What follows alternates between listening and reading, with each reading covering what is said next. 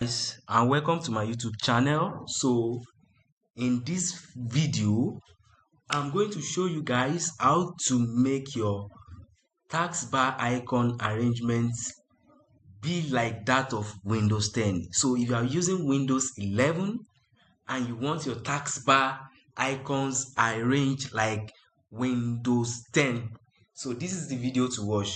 So if you are new to this channel, kindly subscribe. So the first thing to do is to come to your taskbar. Yeah, you can see my icon. Just right click, then go to taskbar settings. So go to taskbar settings. From taskbar settings, then you come to taskbar behaviors. So from here you can see taskbar alignment, and this is where you do the magic.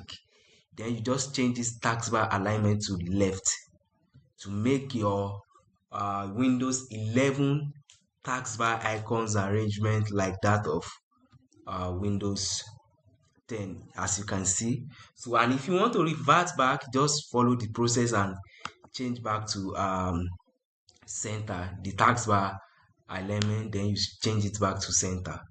So yeah, and this is it. Behaviors, then you change it back to center. So that's it, guys. Follow for more videos, guys. Kindly like, comment and subscribe.